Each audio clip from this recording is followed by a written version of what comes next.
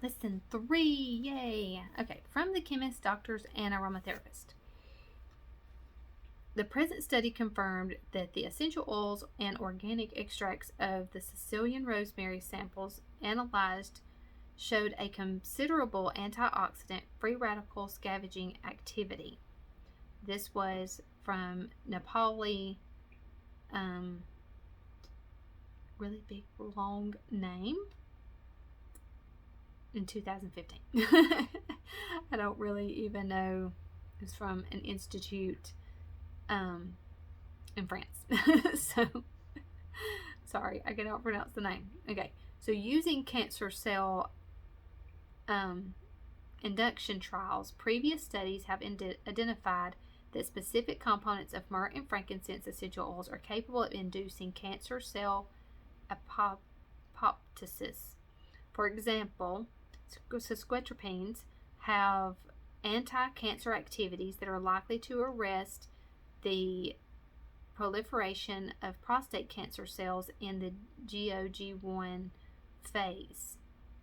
This is from the College of Pharmacy, Harbin Medical University in China in 2013. Every educated physician knows that most diseases are not appreciably helped by medicine. Richard Cabot, professor at Harvard School of Medicine, The Art of Ministering to the Sick. Drugs and oils work in opposite ways. Drugs toxify, oils detoxify. Drugs clog and confuse receptor sites. Oils clean receptor sites. Drugs depress the immune system. Oils strengthen the immune system.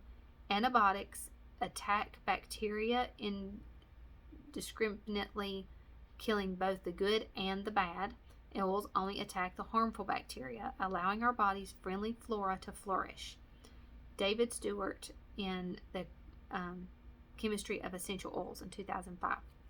Boswellia sacred frankincense from Oman essential oil induces breast cancer cells specific septotoxicity, suppression of cellular network formation, and disruption of spheroid development of breast cancer cells by Boswellia sacred frankincense essential oils suggests that the essential oil may be effective for advanced breast cancer.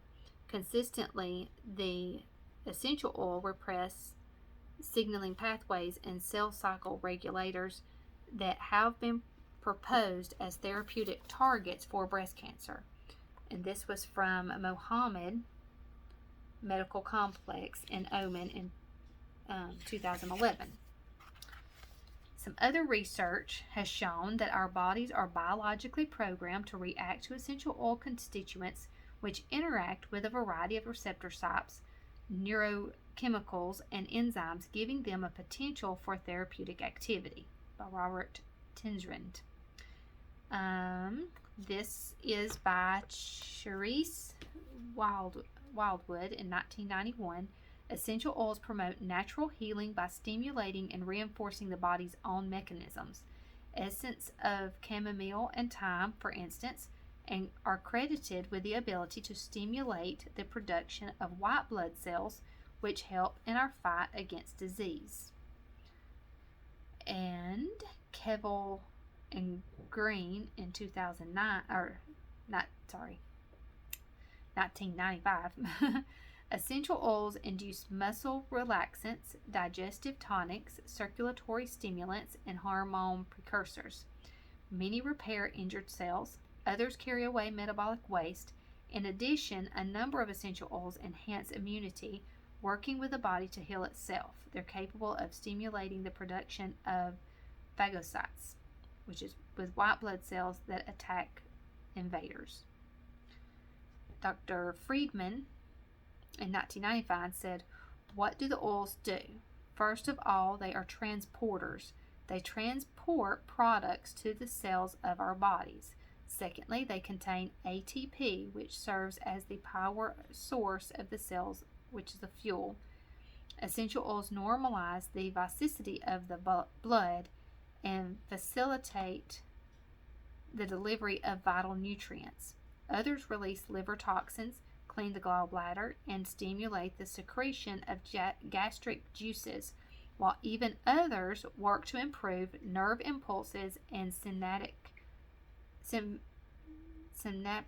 connections. Sorry, my glasses getting kind of where I can't see well. Even with my glasses on, it's pretty bad. Dr. Gary Young, not Dr. D. Gary Young, sorry, which was the founder of Young Living.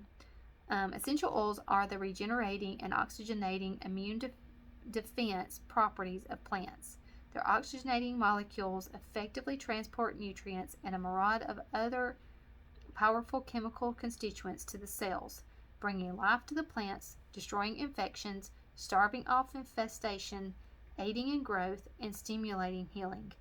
They are to plants what blood is to the human body, and much, much more.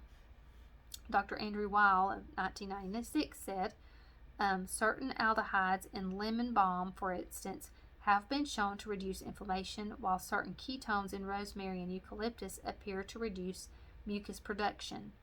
Essential oils appear to affect the emotions as well. In one recent study done in British nursing home, vaporized lavender oil was found to work as well as pharmaceutical sedatives in helping residents relax into sleep. Now, if you have used any Young Living oil, you know that all of those things that it says is true, because you've probably experienced all of those things at one point or another, besides the cancer thing, if you've never had cancer. But all of those things are things that you come across every single day.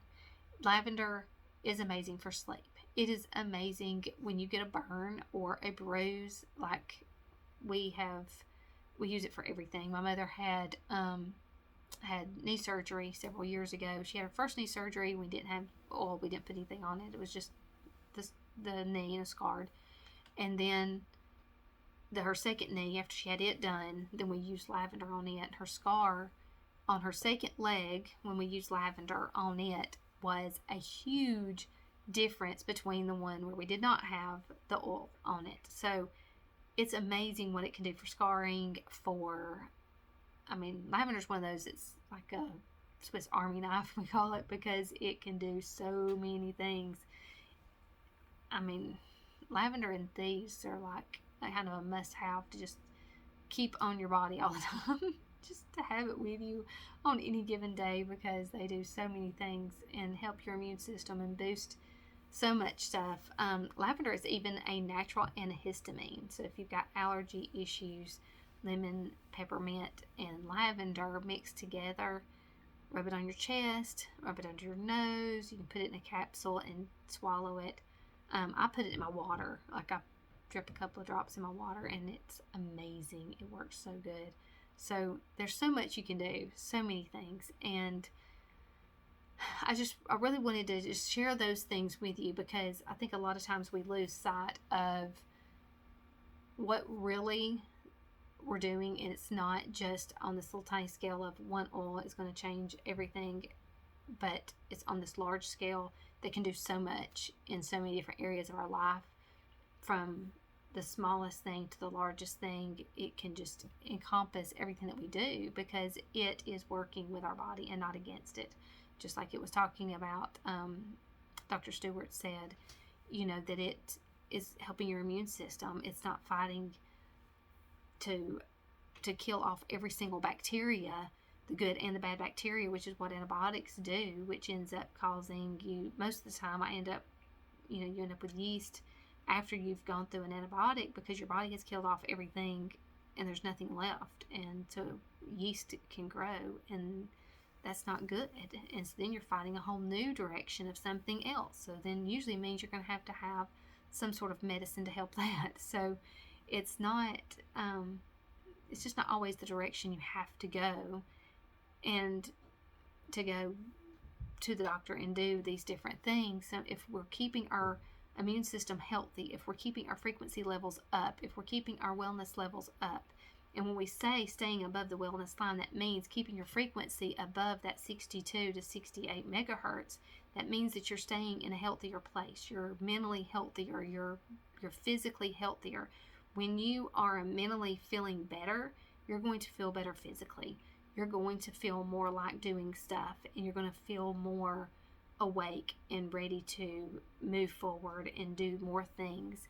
And you're not going to feel like you're in that blah, depressed place where you're not getting anything done. You're going to be able to move forward better because your body's healthier.